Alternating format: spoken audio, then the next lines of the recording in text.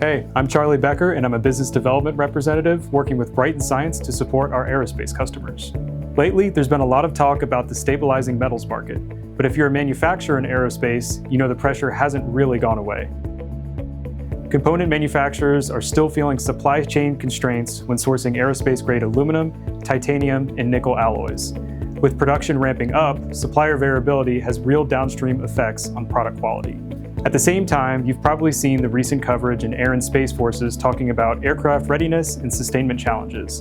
Aging fleets, maintenance backlogs, and strained supply chains all put the spotlight on the availability of quality parts and materials.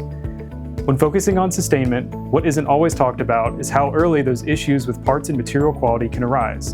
In fact, when it comes to validating new suppliers, quality starts at the surface. When new material sources come online, even if everything looks good on paper, small surface inconsistencies can affect bonding outcomes, leading to composite delamination, poor coating performance, and inadequate corrosion resistance. Simply put, not monitoring surface quality at critical process control points has major impacts on long-term product durability. Here at Brighton Science, we empower aerospace manufacturers and maintainers to track, trace, and trend surface quality before parts ever go into service, streamlining both production and sustainment operations.